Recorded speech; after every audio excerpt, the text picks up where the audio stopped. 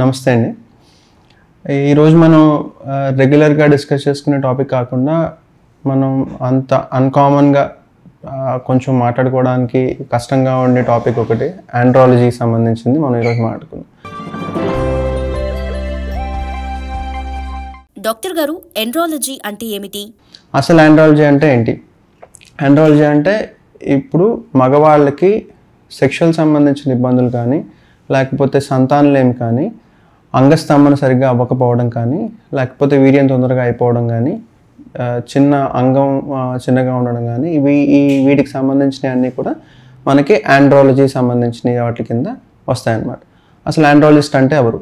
Andrologist అంటే మనకి కామన్గా యూరాలజీ చేసిన వాళ్ళు, ఎంసీహెచ్ సూపర్ స్పెషాలిటీలో యూరాలజీ చేసిన వాళ్ళు అందరూ ఆండ్రాలజీకి సంబంధించినవి అన్నీ చూస్తారు. ప్లస్ ఆండ్రాలజీ ఫెలోషిప్ చేసిన వాళ్ళు ఉంటారు, దాంట్లో చూసేవాళ్ళు కూడా ఆండ్రాలజిస్ట్ కిందకి వెళ్తారు. వీళ్ళిద్దరు మాత్రమే మేల్ సెక్షువల్ సంబంధించిన ఇష్యూస్ ఏమన్నా ఉంటే అవి చూడగలిగిన క్వాలిఫైడ్ పర్సన్స్ అనమాట. మిగతా వాళ్ళందరూ క్వాలిఫైడ్ కాదా అంటే అది నేను కన్ఫామ్గా ఇలా చూడకూడదు అని కాదు. మీకు బెటర్గా ఎవరు చెప్పగలరు అంటే ఆండ్రాలజిస్ట్ అంటే అయితే యూరాలజిస్ట్ అయినా లేదా ఆండ్రాలజిస్ట్ అయినా మీ సమస్యకి కరెక్ట్గా ట్రీట్మెంట్ ఇవ్వగలుగుతారు. డాక్టర్ గారు, ఎండ్రాలజీలో ఉండే సమస్యలు ఏమిటి? అండ్ దీంట్లో ఇప్పుడు ఆండ్రాలజీకి సంబంధించిన కంప్లైంట్స్ ఏమేమి ఉంటాయి, మనకి కామన్గా వచ్చే ప్రాబ్లమ్స్ ఏంటి? కామన్గా మనకి ఫస్ట్ వచ్చి పిల్లలు పుట్టట్లేదు. పిల్లలు పుట్టకపోవడానికి కారణాలు రెండు ఉంటాయి. మళ్ళీ ఫిమేల్ సంబంధించిన ఇష్యూస్ ఉంటాయి, లేదా మేల్ సంబంధించిన ఇష్యూస్ ఉంటాయి. మేల్ సంబంధించిన ఇష్యూస్ మనకి ఈ కాజెస్ కిందకి వెళ్తాయి అన్నమాట. ఒకటి ఇది కాకుండా ఇంకేముంటాయి? ఎరెక్టైల్ డిస్ఫంక్షన్ అంటాం. అంటే ఎరెక్షన్కి సంబంధించిన ఇష్యూస్ అనమాట. ఎరెక్షన్ సంబంధించిన ఇష్యూస్ ఏమేమి ఉంటాయి? అంగస్తంభన సరిగ్గా అవ్వకపోవడం, లేకపోతే అంగస్తంభన సరిపడ అవ్వకపోవడం, లేదా ఒకవేళ అయినా తొందరగా వీర్యం అయిపోవడం. దాన్ని ఏమంటాం అంటే ప్రీమెచ్యూర్ ఎజాక్యులేషన్ అంటాం.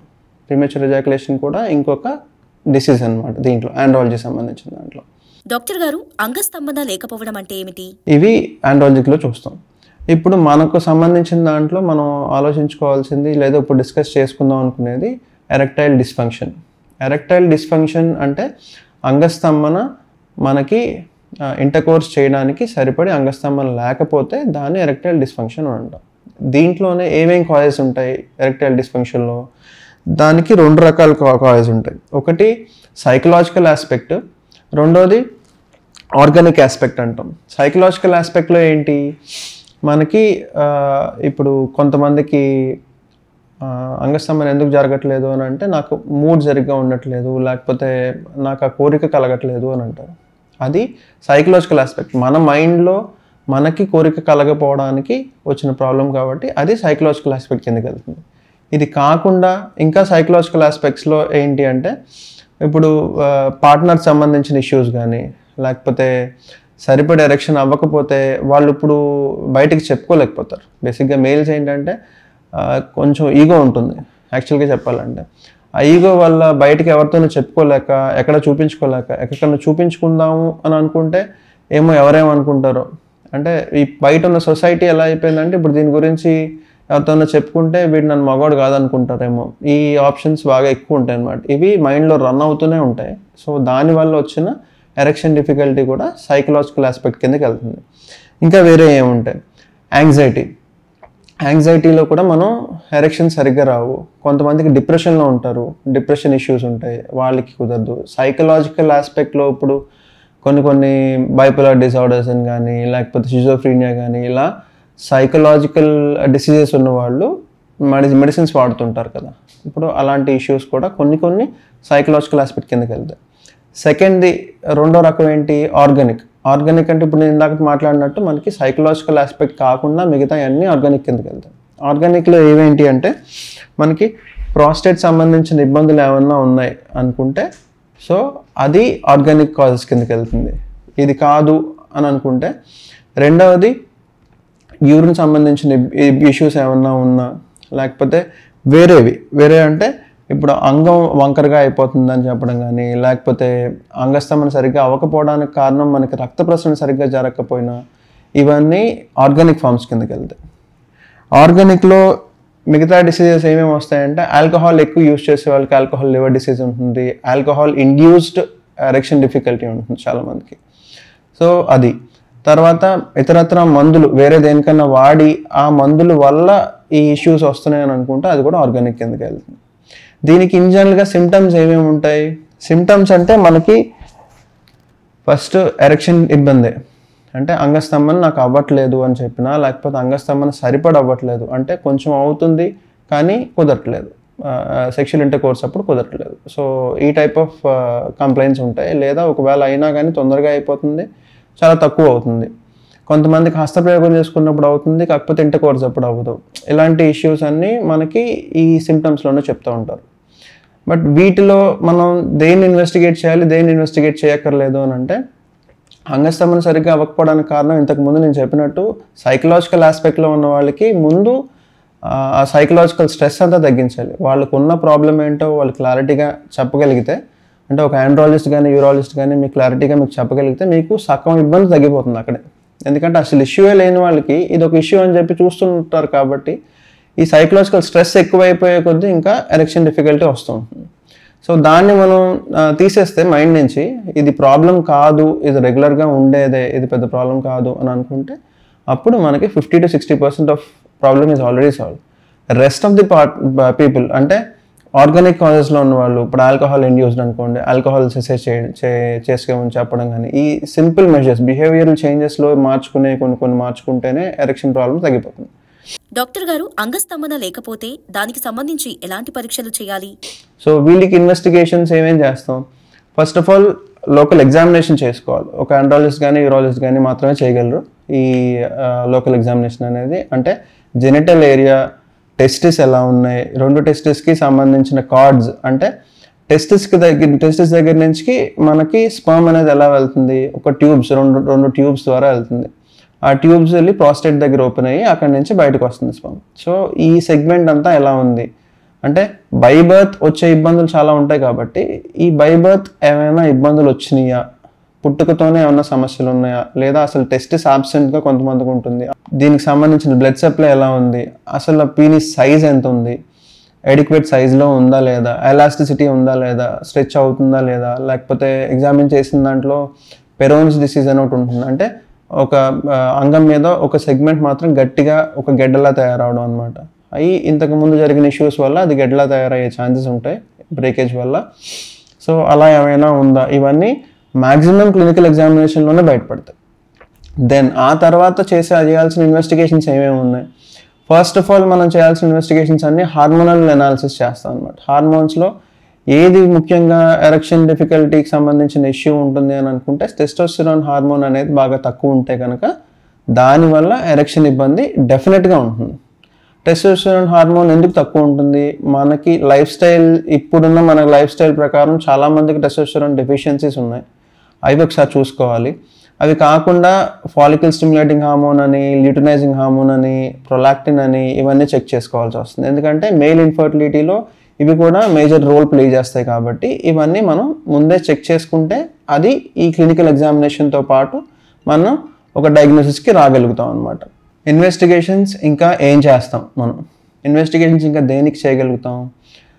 దేనికి అంటే, ఒకటి షుగర్ ఏమన్నా ఉందా? ఎందుకంటే షుగర్ వల్ల మనకి చిన్న బ్లడ్ వెజల్స్, అంగానికి సంబంధించిన బ్లడ్ వెజల్స్ కానీ, లేదా మిగతా సెగ్మెంట్స్ అంటే సిస్టమిక్ డిసీజెస్ ఏమన్నా ఉన్నా కానీ దానివల్ల వచ్చే ఎఫెక్ట్స్ వల్ల కానీ మనకి అంగస్తంభన అనేది మారే ఛాన్స్ ఉంటుందన్నమాట. సో అందుకని ఈ పేషెంట్కి షుగర్ ఉందా లేదా బీపీ ఉందా లేదా, దానివల్ల వచ్చే ఎఫెక్ట్స్ ఏంటి, ఇవన్నీ మనం ముందు చెక్ చేసుకోవాల్సి వస్తుంది. సో దానికోసం ఫాస్టింగ్ బ్లడ్ షుగర్స్ ఒకసారి చెక్ చేసుకోవాలి.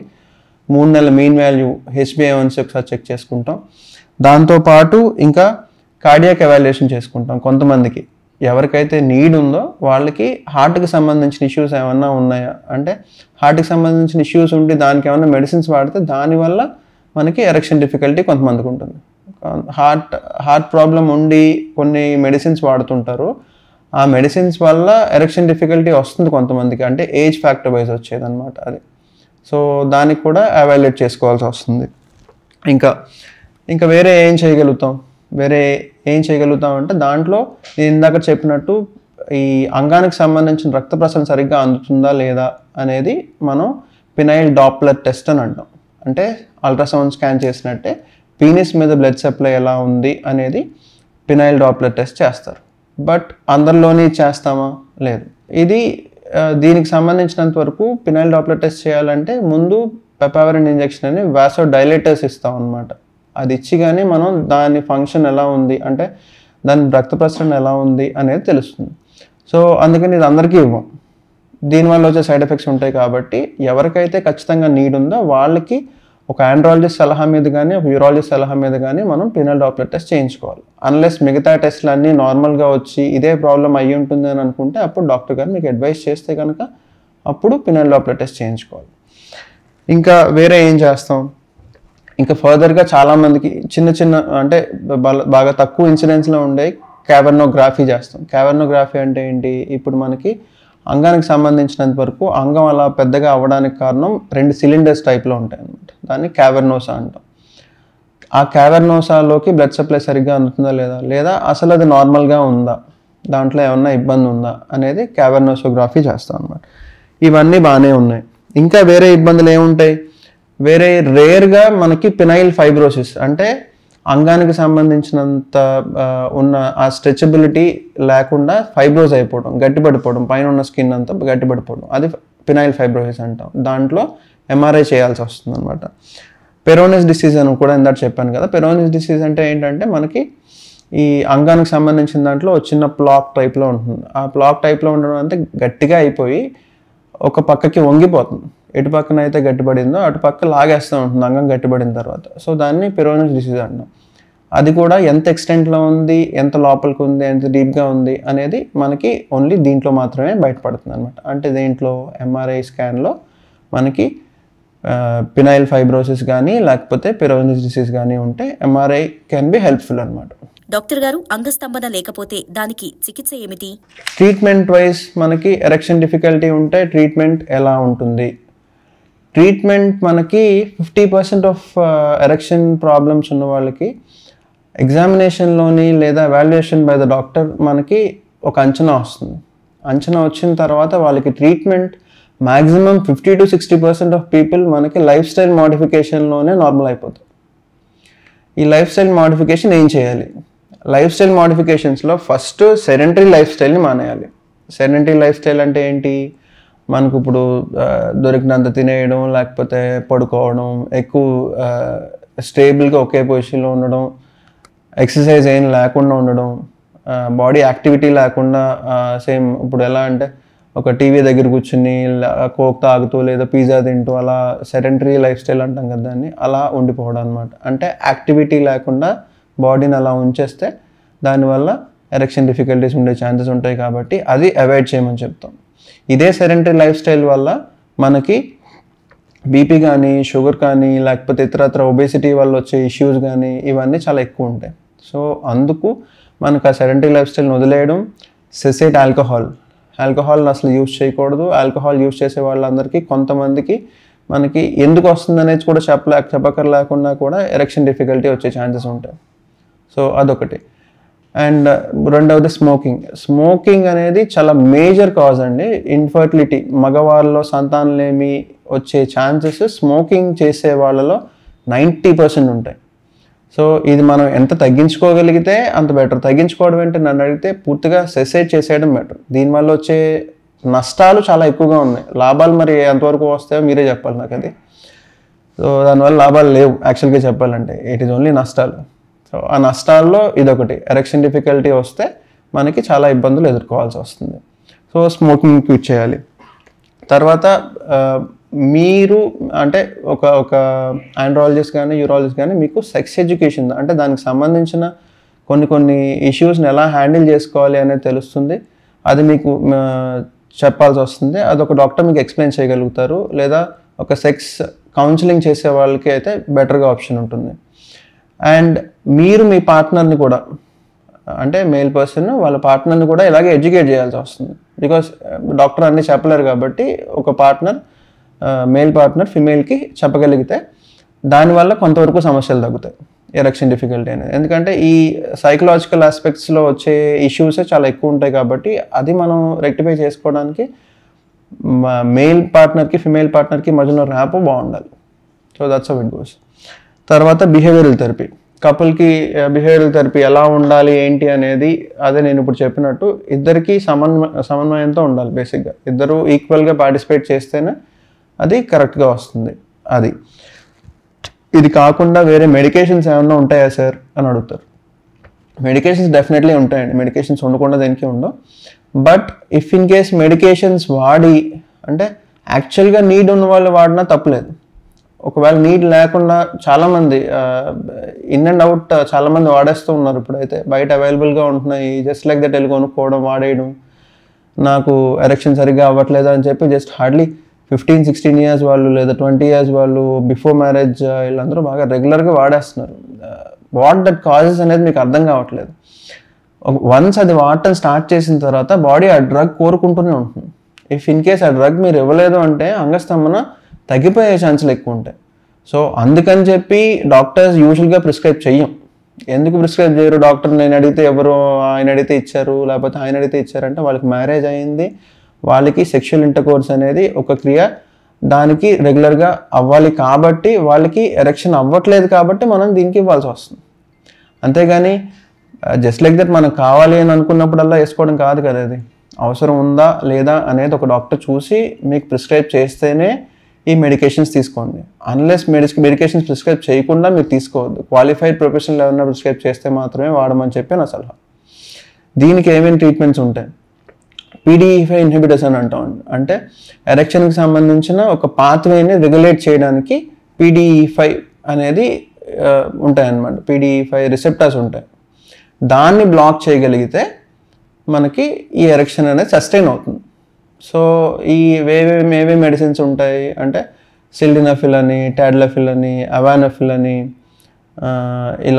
ఇలా చాలా డ్రగ్స్ ఉంటాయన్నమాట దీంట్లో. ఈ డ్రగ్స్ అని ఎంతెంత మోతాదుల్లో ఇవ్వాలి, ఎప్పుడెప్పుడు ఇవ్వాలి, రెగ్యులర్గా ఇవ్వాలా లేదా ఆన్ డిమాండ్ ఇవ్వాలా లేదా, ఇవన్నీ ఓన్లీ అండర్ క్వాలిఫైడ్ ప్రొఫెషనల్ కంట్రోల్లో మాత్రమే మీరు వాడితే మనకి ఇష్యూ ఏమన్నా ఉంటే సెటిల్ అవుతుంది, కొత్త ఇష్యూస్ రాకుండా కూడా ఆపుకోగలుగుతాం.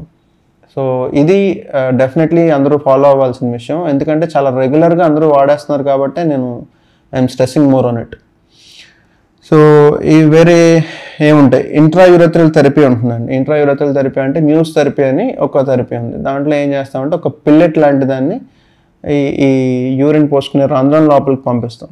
అది లోపలికి వెళ్ళి అబ్జర్వ్ అయ్యి ఎరెక్షన్ సస్టైన్ అవ్వడానికి ఛాన్సెస్ ఉంటాయి. బట్ ఇవి యూజువల్గా ఇప్పుడు రెగ్యులర్గా వాడేది కాదు, ఓన్లీ ఆన్ పేపర్ ఉంది. చాలామంది ఇంతకుముందు వాడేవారు. ఇట్ ఈస్ ఎట్ టైమ్స్ కొంతమందికి వాడతారు. ఇండియాలో చాలా తక్కువ మనం ఈ మ్యూజ్ అనేది వాడేది. ఇది కాకుండా వేరే ఏముంటాయి? ఇంట్రాకావర్నోసల్ ఇంజెక్షన్స్ అంటాం. అంటే ఇది బాగా ఎరెక్షన్ డిఫికల్టీ ఉండి ఈవెన్ విత్ మెడికేషన్స్ ఏమీ తగ్గట్లేదు, అలాగే ఉంది, ఈ ఇందాక చెప్పిన 2 cylinders ఎన్లార్జ్ అవ్వట్లేదు, వాసోడైలేషన్ అవ్వట్లేదు అని అంటే అప్పుడు ఆ అంగంలో ఉన్న సిలిండర్స్ లోపలికి మనం ఒక ఇంజెక్షన్ పంపిస్తాం. ఇంజెక్షన్ ఏం పంపిస్తాం? ఆల్ప్రాస్టడిల్ అని పంపిస్తాం. ఒకటి ఆల్ప్రాస్టడిల్ అనేది ఇంజెక్షన్ దాని లోపలికి పంపిస్తే దానివల్ల ఈ అంగం గట్టిపట్టడానికి 2 పక్కన సిలిండర్స్ స్టిఫ్ అవుతాయి. స్టిఫ్ అయ్యేటప్పటికి దాని టైట్నెస్ వల్ల మనకి ఎరెక్షన్ బాగుంటుంది కాబట్టి ఇంటర్కోర్స్లో పార్టిసిపేట్ చేయడం కుదురుతుంది. బట్ ఇవి కూడా చాలా రేర్గానే చెప్తున్నాను నేను. ఫస్ట్ చెప్పింది ఏంటి? సైకలాజికల్ ఆస్పెక్ట్స్ 50-60% ఉంటాయి. అది కాకుండా మిగతా అన్నీ విత్ మెడికేషన్ సస్టైన్ అయ్యి ఒక 20% ఉంటే రెస్ట్ ఆఫ్ ది థింగ్స్ ఈ 10%లోకి వస్తాయి అన్నమాట. కొంతమందికి ఇప్పుడు ఏమన్నా వెన్నుముకు సంబంధించిన ఏమన్నా ఇబ్బంది ఉండి, లేకపోతే ఆల్రెడీ అంగస్తంభన అసలు పూర్తిగా లేకుండా, అంటే ఎర్లీ మార్నింగ్ ఎరెక్షన్స్ ఇవి కూడా పూర్తిగా లేకుండా ఉన్న వాళ్ళకి ఏం చేస్తాము? ఇంకా వీళ్ళకి వేరే ఆప్షన్ ఉండదు అనమాట. అంటే దానికి సంబంధించిన నరాల సప్లై కట్ అయిపోవడం కానీ, లేకపోతే నరాలు పూర్తిగా పాడైపోవడం కానీ ఇలాంటివి జరిగితే కనుక మనకి అంగస్తంభన పూర్తిగా కోల్పోతుంది. వీళ్ళకి ఏం చేయాలి అంటే వీళ్ళకి ఓన్లీ ఆప్షన్ ఇంకా ఉన్నది ఏంటంటే ప్రాస్థెసిస్ అంటాం. ప్రాస్థెసిస్ అంటే ఏంటి? మనం ఇప్పుడు ఇన్ జనరల్గా మీకు చెప్పాలి అని అంటే ఇప్పుడు నార్మల్గా ఉండాల్సింది లేకపోతే ఏం చేస్తాం? మనం ఎడిషనల్గా ఒకటి తీసుకొచ్చి పెడతాం. అంటే ఏంటి? సరే ఇప్పుడు నీ రీప్లేస్మెంట్ తీసుకుంటాం. మోకాళ్ళు అరుగు ఇరిగిపోయినాయి, మోకాళ్ళు ఆపరేషన్ చేయించుకున్నాం అని అంటారు చూసారా? వాటిలో ఏం చేస్తాం? ప్రాసెసెస్ పెడతాం. అంటే ఆ పాడైపోయిన సెగ్మెంట్ అంతా నీ సెగ్మెంట్ తీసేసి కొత్తగా ఆ ప్లేస్లో టైటానియం ప్రాసెస్ కానీ లేకపోతే ఏదైనా మెటల్ ప్రాసెస్ పెడతాం. అంటే ఏంటి, దాని ఫంక్షన్ ఇది చేస్తుంది. నడకకి ఇబ్బంది లేకుండా మనకి ఈ ప్రాసెసెస్ పైన కింద కూడా అటాచ్మెంట్ ఇచ్చేస్తే దాన్ని బట్టి మనం నడవడానికి ఈజీ అవుతుంది. అంటే ఈజీ మెథడ్ని ఫాలో అవుతుంది. సో సేమ్ టైప్లో ఈ పీనిస్ కూడా, అంటే అంగం కూడా, అంగస్తంభం లేకపోతే కనుక నేను ఇందాక చెప్పిన సిలిండర్స్ అన్నాను కదా, 2 సిలిండర్స్, క్యావర్నోసా సిలిండర్స్, అవి లోపల ఉన్న మెటీరియల్ అంతా తీసేసి దానికి సెపరేట్ డివైస్ ఉంటుంది, పినైల్ ప్రాస్థెసిస్ డివైస్ అని. 2 సిలిండర్స్ అని, 3 సిలిండర్స్ అని, లేదా 2 సిలిండర్స్ అండ్ బల్బ్ అని, ఇలా డిఫరెంట్ మెథడ్స్ ఉన్నాయి. దాంట్లో మనకి ఫైనల్ ఆప్షన్ కింద మనకి ఆ పినైల్ ప్రాసెసెస్ చేయించుకోవాలి. ఇది రెగ్యులర్గా చేసేదైతే కాదు, చాలా రేర్గా చేస్తాం.